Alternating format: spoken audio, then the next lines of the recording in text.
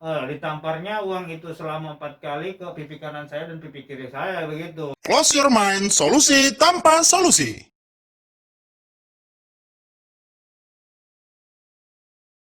Halo masyarakat Indonesia, kembali lagi bersama kami di sini di Indonesian Public Policy Assembly Channel yang disingkat dengan IPA Channel. Nah, pada kesempatan kali ini mungkin kita akan membahas sedikit tentang obrolan santai. Kalau bahasa anehnya lagi dibilang obrolan ngasal disingkat dengan oral. Nah, di sini sudah hadir teman-teman saya.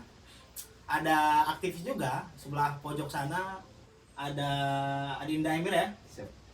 Dan ada juga di sini selaku pelapor pada agenda kita kali ini.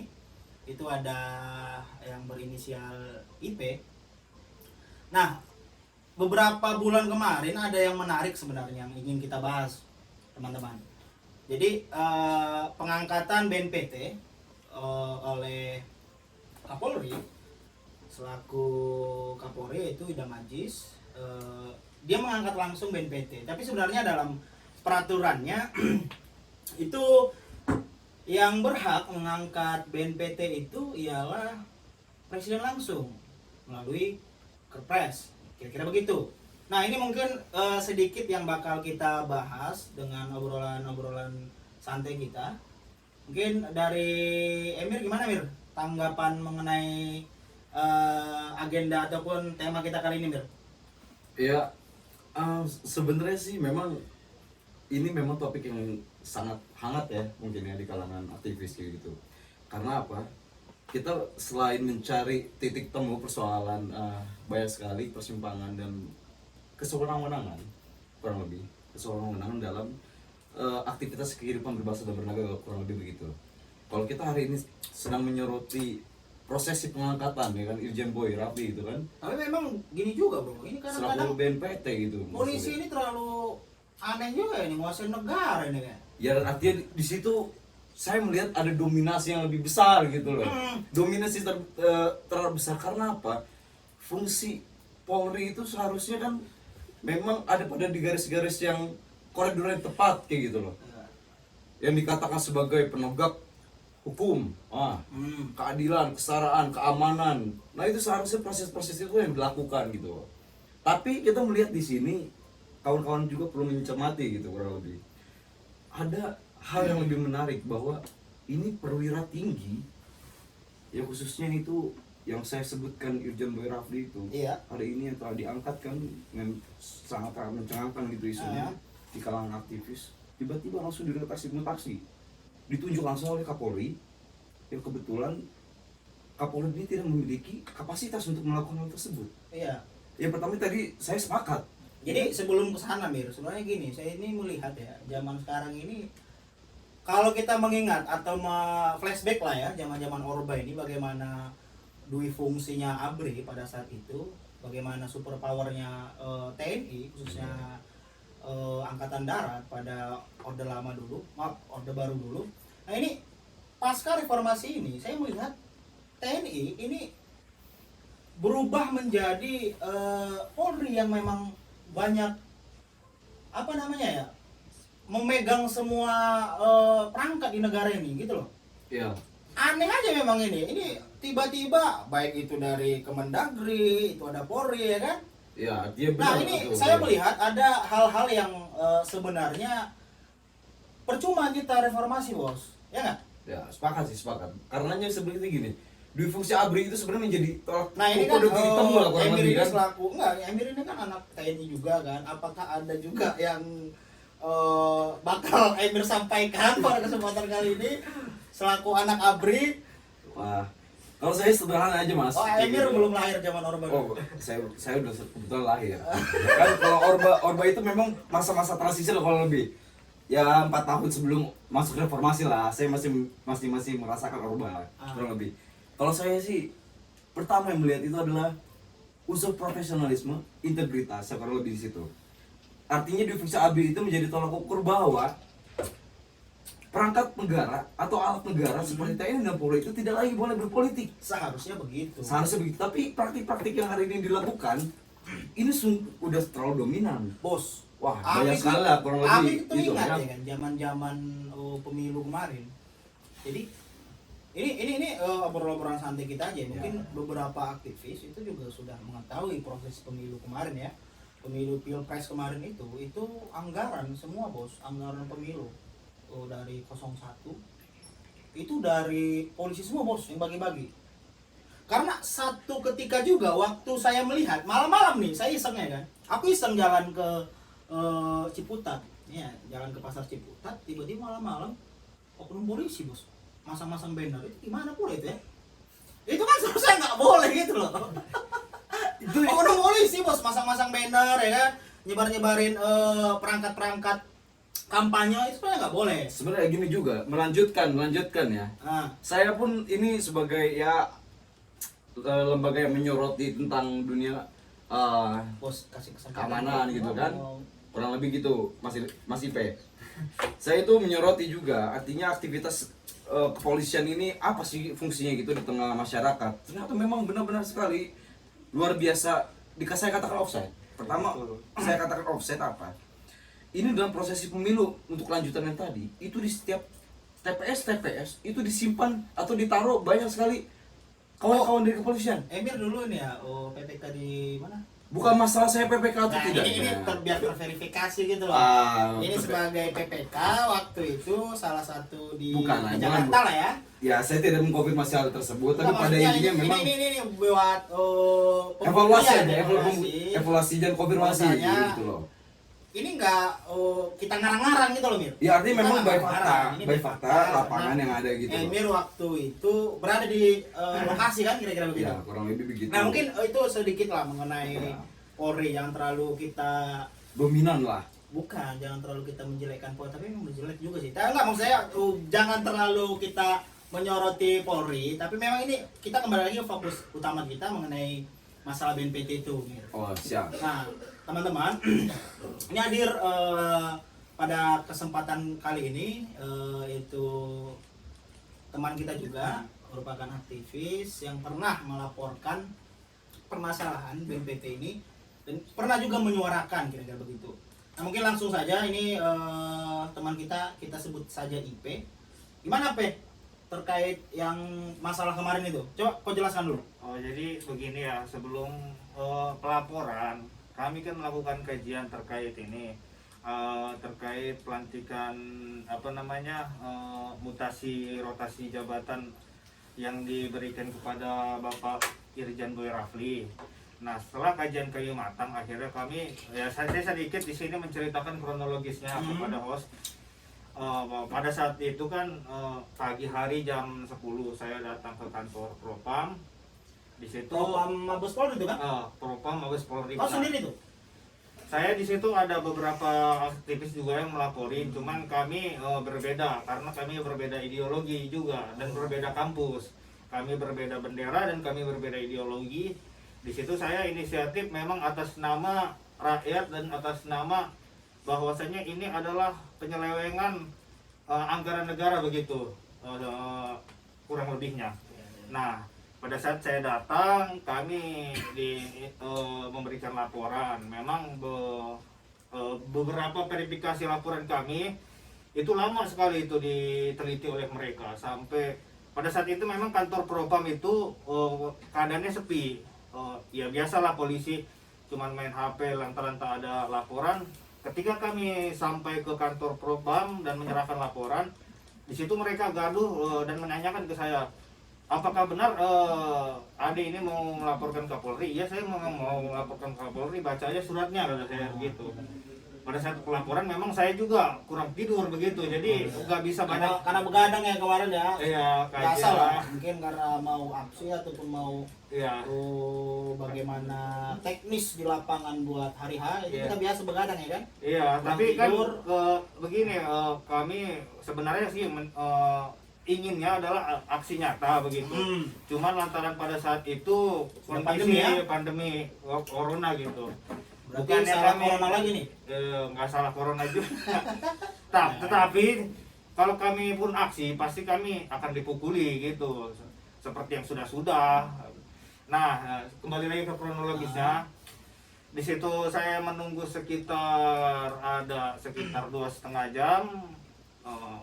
Memang agak gaduh di kantor itu lantaran memang saya dan ada salah satu aktivis juga melaporkan Kapolri terkait masalah rotasi mutasi jabatan. Artinya ini adalah penyelewengan maladministrasi. Peraturan-peraturan itu mereka hajar semua, bahasa kasarnya sih begitu. Nah, setelah beberapa jam saya dipanggil oleh 2 orang mungkin anggota Propam yang ingin menginterogasi saya. Menginterogasi saya ketika itu saya masuk ke mobil. Saya diajak masuk ke mobil. Di mobil itu kami berbincang-bincang biasa karena kami menuju kantor Pendamil namanya. Pendamil itu apa itu? Pendamil itu saya juga kurang tahu itu. Nanti kita cari lah ya. Pendamil. Biar cari nanti Biar. Kantor Pendamil itu di depan pokoknya kantor yang ada patung Gajah Mada itu di seberangnya lagi. Di situ. Ya aku pernah ke Mabes Polri ya, memang ada. Di situ kami naik ke lantai 7. Disitulah kami diinterogasi terkait laporan, menanyakan apakah laporan ini serius, kata anggota itu. Ya, saya bilang ya ini serius, kami serius melaporkan karena ini adalah penyelewengan anggaran negara, bahwa rakyat yang di bawah pun sudah muak melihat mungkin Polri dan lain-lain yang udah ya kemarin kasus masalah pernikahan itu di mana BIN membackup mereka, sedangkan rakyat itu dipelintir semua, artinya diusir ketika menikah lagi ijab kabul kan diusir kan, kasihan giliran si itu yang masalah ini ya, yang masalah Kapolsek itu tuh, Kapolsek daerah Jakarta. Iya, melakukan pernikahan pada saat pandemi. Padahal mereka yang buat peraturan, tapi mereka yang melanggar. Dan ini pula rotasi mutasi jabatan pemerintah yang ibarat kata pada saat membuat peraturan untuk menjadi kepala BNPT itu berdarah-darah, tapi dilanggar juga oleh aparat pemerintahan. Sama aja artinya ini adalah keresahan kita sebagai aktivis ya, terutama memang pergerakan jalanan gitu. Ya sebelumnya gini, teman-teman, ini laporan teman kita ini fakta gitu loh. Ini bukan diada-ada karena memang dia ini hadir dan memang terbukti bahwasanya ada pelanggaran yang nanti bakal diceritakan kembali. Cuman masyarakat Indonesia sendiri itu harus paham bahwasanya memang ada loh hal-hal yang kita tidak tahu tapi itu dilakukan oleh oknum tertentu. Nah ini bakal dijelaskan bagaimana IP ada di kantor Mabes Polri dan bagaimana tanggapan dari aparat itu sendiri. Propam sendiri. Nah ya, Propam itu sendiri, dan ini bukan kita mengada-ngada, bukan kita mengarang-ngarang. Karena ini kenapa saya bilang menarik pada kesempatan kali ini karena ada saya bilang sumber yang primer langsung berinteraksi dengan oknum tersebut ya kan. Nah ini merupakan menarik sebenarnya, ini menarik. Nah itu sebagai garis besar aja kepada teman-teman, kepada masyarakat Indonesia sendiri. Nah selanjutnya lanjut di gimana habis itu tadi ceritanya. Jadi begini ya, Maksudnya biar jangan ngada-ngada, ini Iya. serius ini bos. artinya begini ya, harus ini kan diteruskan.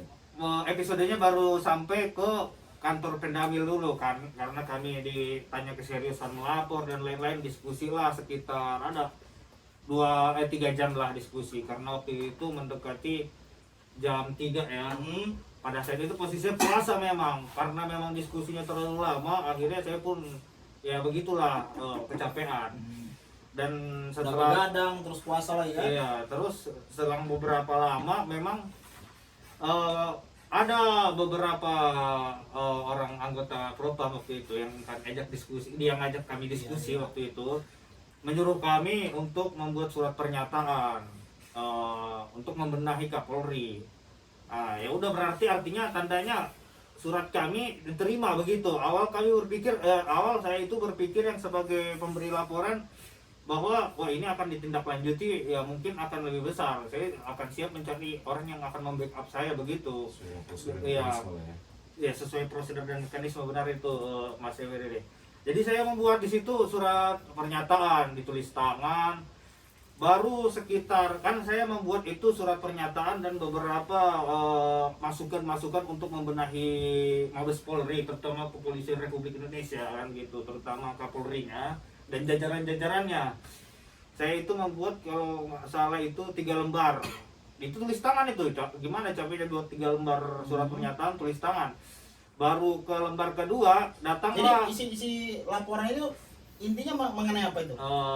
Intinya di laporan itu adalah mengenai menindaklanjuti artinya maladministrasi yang dilakukan oleh Kapolri, di mana Berarti memang terkait rotasi jabatan di tadi situ ya. pun di dalam surat itu sudah terlampir beberapa lampiran seperti foto-foto, lampiran berupa telegram Kapolri. Pengarsipan dan dokumentasi lah Ya, kayak gitu begitu, ya. benar. Nah, setelah setengah halaman kedua saya membuat surat pernyataan, datanglah di situ kalau kata orang-orang anggota-anggotanya itu adalah pimpinan mereka. Pimpinan dari Propam itu Propam sendiri. itu sendiri. Dia itu memang orang Jawa kesana itu Jawa Timur. Kalau nggak salah Orang Jawa Timur ya. Orang Teubanan, inisialnya IS ya, Yes, itu. ya. Karena memang di situ kami Kira-kira waktu Ipin lihat sosok bapak itu, Ipin lihat pangkat atau ininya berapa bintang? enggak, dia pakai baju ini, pakai baju propam kayak baju macam intel begitu. Oh. Dia pakai baju putih. Posisinya dia pakai baju putih, celana inilah, celana bahan. Dia datang dan itu kami belum nggak tahu siapa kan yang tua itu. Cuman beberapa anggota propam ada sekitar 8 lah masuk ke ruangan kami di situ yang ingin melaporkan, yang ingin melaporkan terkait rotasi mutasi jabatan ini. Di situ kami diinterogasi oleh 7 orang anggotanya dan kepala propam ini. Dipertanyakan kenapa kau maksudnya apa melaporkan pimpinan saya kan, Iya, begitu iya. kata dia. Ya, ini telah terjadi maladministrasi, di suratnya juga ada, ini ada lampiran dan dokumentasinya segala macam begitu kan. Nah, setelah itu dia mengalihkan, artinya dia dia membiarkan itu aja gitu. Inilah bahasanya begitu. Iya. Gak terlalu, akhirnya dia diskusi biasa sama saya dan 1 orang lagi aktivis. Di situ sebenarnya saya udah gerah lantaran ini udah mulai dipola oleh mereka kayaknya, artinya mereka udah nggak niat gitu untuk mengusut laporan saya, karena saya juga disuruh berhenti saat membuat surat pernyataan itu, suruh diam dulu, ini ngobrol dulu sama dia.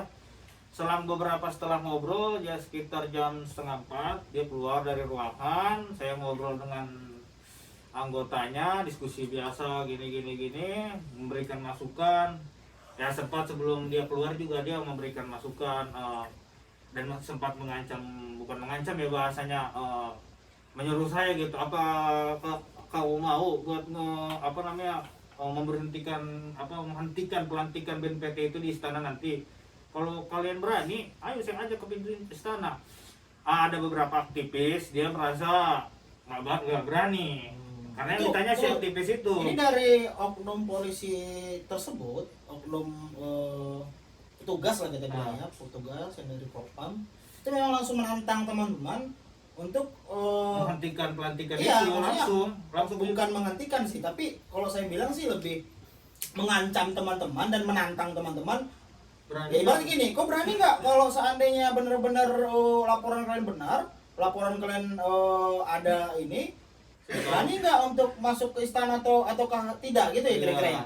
Ya, bahasanya Terus sih, tanggapan teman-teman di situ gimana? bahasanya sih begini, kata dia kan mengancam begitu tadi kan gitu. Kalau bahasa dia itu, berani nggak saya bawa kalian semua ke istana untuk itu kalau menghentikan itu kan gitu. bahasa ininya lah ya, bahasa Iya. halusnya. Tapi intinya kan menantang Iya, teman-teman kan? kalau ya kan kami di ruangan itu, saya dan ada salah satu aktivis juga yang melaporkan ke Polri. Dia ditanya dulu, kamu berani nggak? Dia jawabnya nggak berani.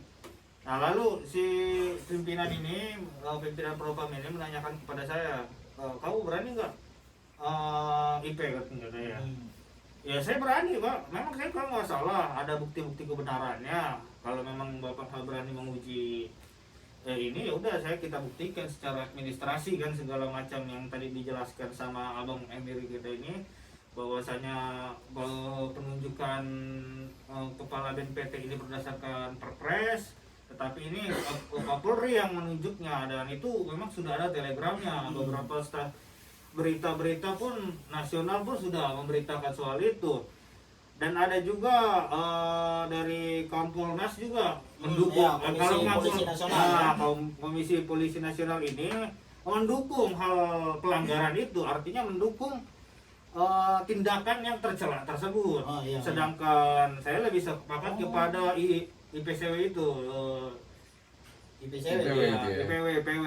Indonesia Police Watch itu. Indonesia Police Watch yang mengatakan bahwa itu bukan wewenang Kapolri. Kapolri tidak punya wewenang untuk menunjuk kepala BNPT. Iya, tapi ini menarik nih. Kenapa semacam, atau saya bilang ini kan polisi nasional Ya, ya. Indonesia ya, maksud saya ini kan terkumpul dari beberapa tokoh lah ya. Saya juga pernah dengar itu di Polnas, polisi nasional itu sebenarnya kan tugas mereka sebenarnya kan untuk bagaimana melihat peraturan ataupun kebijakan-kebijakan dari Polri itu sendiri kan. Iya, betul. Nah ini Iya, yang iya. sudah melanggar, mereka mendukung kira-kira begitu ya? Iya, Mengiyakan lah ya. mengiyakan, arti mengaminkan hal tersebut, mengaminkan tindakan tersebut. Nah kan begitu ada kesalahan menurutku ini. Jelas ini ya Itu orang bukan- ini ya. Artinya itu bukan dikatakan sebagai kesalahan juga, tapi memang udah kefatalan yang memang itu udah hal salah, tapi itu dibuka di abstrak, lebih dikontraskan kayak gitu. Artinya sebenarnya kita sebagai aktivis sebenarnya menyoroti netralitas dan profesionalitas Polri ini benar-benar menegakkan ya kurang lebih. Polri secara tidak langsung itu menghimbau kepada seluruh masyarakat untuk agar kemudian bagaimanapun apapun resikonya dan konsekuensinya, peraturan tetaplah peraturan, harus dijalankan. Nah, sedangkan ini kebalikan dari menurut cerita Anda gitu saudara kan. Artinya saya pun menambahi bahwa memang sebenarnya Kapolri hanya memiliki wewenang mengusulkan. Pada Perpres nomor 46 tahun 2010 itu jelas. Kawan-kawan mungkin bisa cari, Iya, itu iya, Perpres nomor 46 tahun 2010. Ya, aku kan? pernah baca juga itu. Nah, itu dilihat, coba baca redaksinya, ini secara rigid dan detail bahwa sebenarnya BNPT itu kan di luar instansi kepolisian. Nah, benar ini. Ya. Nah, kemudian di sini anehnya munculnya telegram yang berasal dari Kapolri yang banyak sekali merotasi perwira tinggi maupun perwira menengah. Perwira menengah. Itu ada di situ saat telegramnya ya. Saya juga sedikit-sedikit memang Iya. banyak maupun sedikitnya saya menyoroti hal tersebut.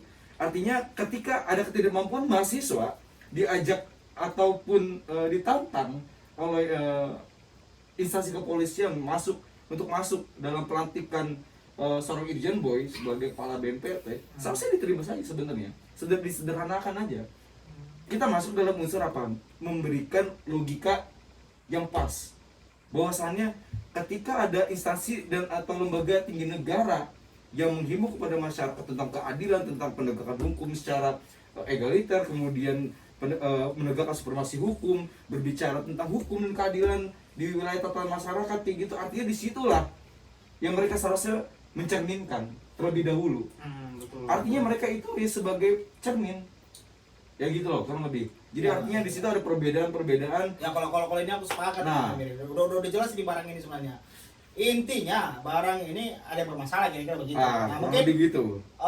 ada lagi kan? Itu belum selesai kayaknya ini IP ini buat ngobrol ini ya. Ya belum, karena memang menceritakan kita problem ini ya. sampai jam 5 itu sekitar jam 5 kurang lah, karena waktu itu saya juga memaksa untuk pulang langsung.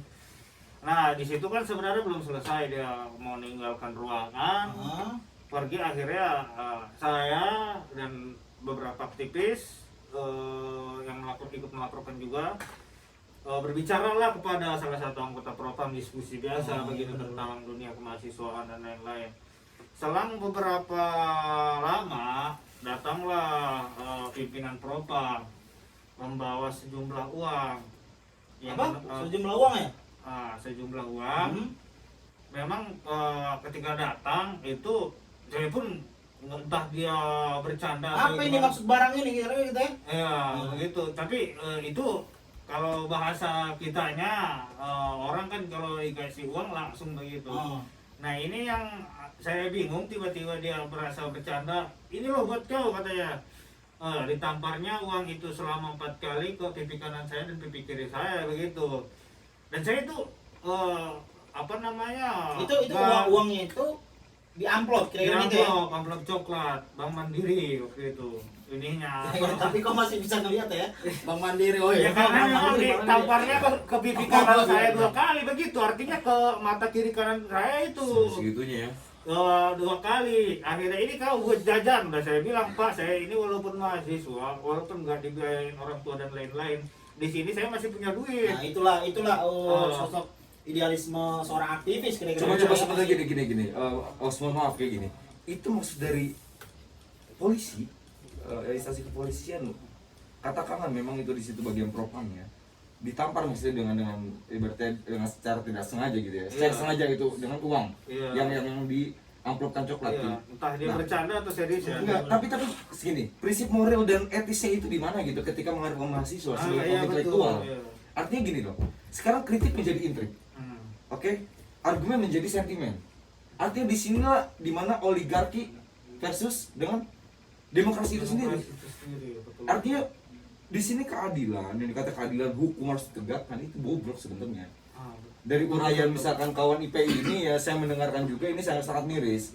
Jujur saja, saya pun yang benar-benar berbicara mengenai tentang kemanusiaan, keadilan hukum, supremasi hukum, ya kurang lebih dari 7 tahun beraktivis, berorganisasi kayak gitu. Sampai sekarang kalau orientasi ke arah sana, negara ini akan bobrok. Enggak, ini juga problem sebenarnya. Itu Dulu dia. ya, nanti Siap. Ipe bakal melanjut kronologinya. Tapi sebenarnya gini, yang pingin saya obrolin ya.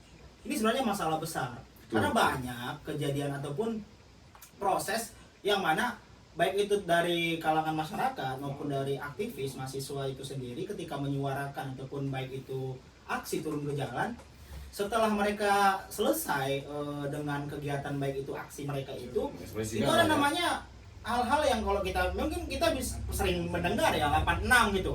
86 yang artinya memang ada transaksional antara aparat bahkan pun dari beberapa oknum lah kita bilang dari pemerintah itu untuk bagaimana membungkam mulut dari masyarakat maupun aktivis sendiri gitu loh. Ini kan sebenarnya kalau saya bilang ini sudah menyalahi kira-kira begitu.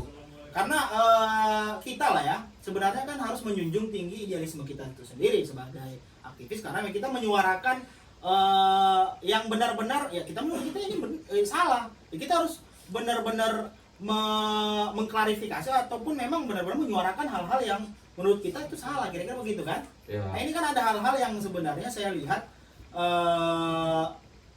ya kurang elok lah kira-kira begitu.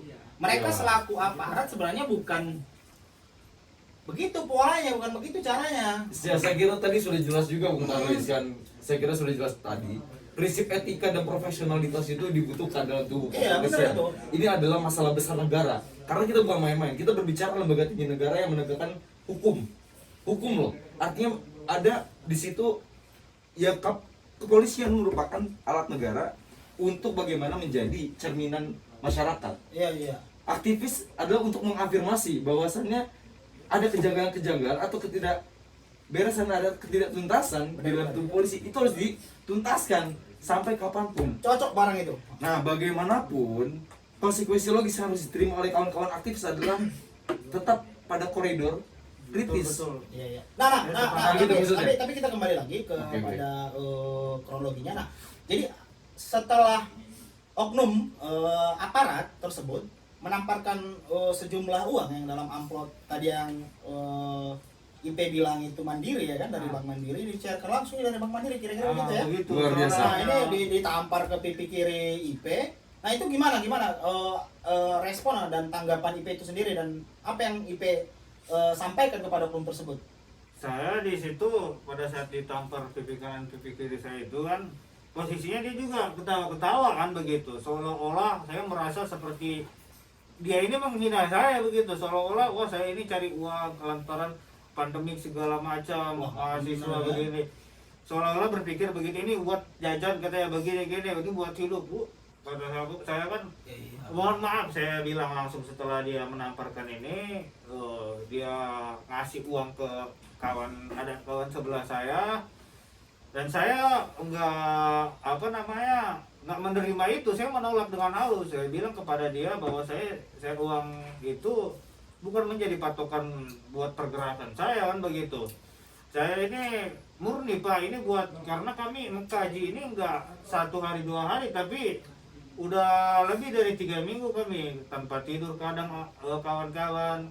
Ini Sampai- itikat baik iya, teman-teman lah iya, ya untuk bagaimana merubah ini semua. Iya, merubah di mana Polri itu harus sesuai dengan motonya gitu. Iya. Apa terutama kan Propam sendiri, di mana dia yang menindak polisi-polisi nakal lah, bahasanya begitu. Tapi oknum Propam ini sendiri yang mempraktikkan hal tersebut ya. Iya. Dan ini di tingkatan Mabes Polri lagi kan, itu lebih parahnya. Waduh. Setelah dia keluar, kami ngobrol lagi dengan anggotanya. Dia diskusi lah biasa. Karena terlalu panjangnya diskusi, saya juga ya udah tahu lah ini arahnya kemana. Saya menyuruh dia, saya mau pulang Pak. Kalau laporan kami ditolak, ya nggak jadi masalah. Jadi gitu. intinya sejumlah uang itu IP nggak terima kan? Nggak terima, tapi di situ saya itu sama anggota ini disuruh untuk membuat pernyataan lagi. Pernyataannya siapa itu? Pernyataannya isi yang lanjutan tadi, kami disuruh nulis kembali dan suruh tanda tangan. Bahwasanya ini barang jangan lagi disuarakan, mungkin kira-kira Begitu. apa namanya ya, isi dari surat tersebut ya. Bahwasanya udahlah ini, kalian udahlah nggak usah ini lagi. Ini kan kalian udah tahu dari bapak ini bahwasanya Kapolri, bahasanya si anggota ini, bahwasanya Kapolri kan menunjuk Boy Rafli bukan tanpa sepengetahuan presiden, tapi karena memang presiden juga menyetujui, kan begitu bahasa dari Propam. Kita nggak tahu kan di atas gimana, cuman kan secara rule aturan ini telah melanggar begitu. Saya kan bahasa di surat itu adalah maladministrasi yang saya tunjuk agar Propam untuk menindaklanjuti kasus tersebut. Akan tetapi kan yang terjadi malah kami ya bahasanya suruh damai. Dan sempat setelah saya ingin pulang pada saat itu saya disuruh bawa uang itu, tetapi saya tolak. Saya bilang Pak, saya masih punya idealisme, mohon maaf kalau saya menerima uang ini saya mencederai kawan-kawan saya dan lain-lain. Saya di sini masih punya idealisme, kami bergerak atas nama hati nurani, atas nama pemerintahan yang bersih dan lain-lain, seperti itulah kronologisnya. Lalu saya pulang, tapi sebelum pulang ya memang dipaksa terus saya untuk menerima duit itu. Sempat juga si anggota Propam ini menceramahi saya juga kan, bahwasanya coba begini mengasih. Intinya Propam ini ibaratnya memaksa secara halus lah ya. Iya, bahasanya mengasih pelajaran lah ke Ya, saya. tapi bahwa- intinya kan bagaimana teman-teman khususnya IP ini sendiri agar menerima sejumlah uang ini Iya, kan. dia ngasih nasihat-nasihat, kata-kata mutiara lah segala macam kan begitu. Cuman tetap saya pada pendirian tidak menolak. Cuman memang dia langsung menyodorkan ke ada orang sebelah aktivis lagi yang melaporkan, tapi aktivis ini sendiri tetap menerima. Di situ saya juga nggak habis pikir bahwasanya apakah setiap kita melaporkan ke Propam, lebih-lebih lagi di situ bukan cuma saya juga yang melaporkan terkait kepolisian yang nakal begitu kan. Ada beberapa ibu-ibu yang melaporkan cuman nggak ditanggapi dan lain-lain. Ada juga ini cuman saya ditanggapi terkait ke Polri ini, terus saya diperlakukan seperti itu seolah-olah saya orang yang butuh uang. Apakah saya berpikir di situ apakah setiap kita melaporkan ke Polri kita selalu dilakukan begitu? Apakah itu memang mekanisme dari Propam itu sendiri gitu untuk membersihkan nama kepolisian? Seharusnya kan Propam ini bahasanya polisinya polisi gitu kan, gitu yang menindak segala pelanggaran-pelanggaran yang dilakukan kepolisian. Tetapi ini Propam sendiri melakukan hal seperti itu. Saya juga di situ berpikir di sini adalah kesalahan moral sebenarnya gitu. Saya bingung mau lapor kemana secara mekanisme, kan saya harus melapor dulu ke Propam, Benar-benar. baru ke ombudsman itu kan. Tetapi dari Ataupun pengadilan kalau itu udah tinggi negara. udah terbukti itu kan ada pengadilan Tinggi negara ada. tinggi di tengah. Maaf, pengadilan tinggi negara yang mana memang khusus untuk mengadili aparat-aparat, kan ada memang yang di sana gitu loh. Ya. Ngaruh pengadilan tinggi militer kalau nggak salah ya. Itu kalau ya artinya saya ingin mengkoreksi juga sedikit. Kita tidak memojokkan satu instansi manapun. Betul, betul. Tapi kemudian karena di sini sudah terlihat kontras kayak gitu bahwa memang ada kayak gitu pelaku ya. Ini bukan lagi oknum, tapi memang di sini memang sangat kontras bahwa di sini instansi kepolisian dan di situ memang ada perwira tinggi yang menjadi sosok kayak gitu. Ya apa namanya? Sosok dalam dari polisi di atas polisi, artinya ya pemimpin dari kepolisian itu sendiri kayak gitu. Di instansi kepolisian. Artinya di sini juga nanti akan berkesinambungan dan korelasi terhadap lembaga-lembaga tinggi negara. Kacamata pertama adalah ketika ketidakmampuan instansi kepolisian untuk menegakkan hukum, maka kita akan mengkoreksi ke lembaga-lembaga tinggi lainnya, lembaga-lembaga negara lainnya, yang kemudian memang secara yuridis maupun fakta di situ mereka spesialis untuk penegakan hukum. Contoh, misal gini, kalau misalkan kawan-kawan aktivis yang pada saat itu memang melapor terhadap propam, nanti kita akan melihat juga cerminan, oh ini menjadi cerminan satu contoh kayak gitu. Apakah MK melakukan hal itu juga? Apakah Mahkamah Agung akan melakukan hal serupa juga? Atau kejaksaan pun akan melakukan hal serupa juga? Ya kami menyoroti tentang bagian hukum dan maladministrasi, prosedur serta mekanisme. Artinya kita mesti coba menyelaraskan dan menginterpretasikan hukum secara universal menjadi lebih detail lagi. Contoh misalkan, kalau memang udah peraturan presiden ya artinya sudah harus perlu ditaati. Peraturan presiden itu jelas nomor 46 tahun 2010. Ya gini, sebenarnya gini. Itulah maksudnya kurang lebih saya seperti juga itu ya kan. sebenarnya agak sedih juga ya melihat kondisi yang disampaikan oleh teman IPA tadi, lembaga tinggi negara ya. Betul juga kata Emir tadi. Bagaimana lembaga-lembaga tinggi negara penegak hukum itu sendiri, baik itu dari kejaksaan ataupun dari lembaga tinggi baik itu Mahkamah Agung ataupun Mahkamah Konstitusi ya. Nah ini hal yang harus benar-benar kita luruskan lah ya, dan betul-betul kita lihat, dan kita memang benar-benar harus bagaimana berjalan adalah semua wewenang dari oknum tertentu lah buat kita ini kan masyarakat Indonesia juga gitu. Karena ini teman-teman mungkin ini satu kacamata ataupun satu case, satu contoh yang mana ini merupakan hal yang menurut kita ini jangan lagi lah terulang gitu, jangan lagi terulang kondisi ataupun contoh kasus ini, karena ya kita sebagai warga negara juga miris melihat hal-hal yang begini gitu loh. Ya mungkin terima kasih kepada IP sudah mau belak-belakan, sudah mau menyampaikan semua kronologi cerita IP sendiri. Bahwasanya gini loh, kadang kita ini jangan takut untuk menyampaikan hal-hal yang benar gitu loh. Karena dengan begini, ya kapan lagi nih kebenaran itu akan terungkap.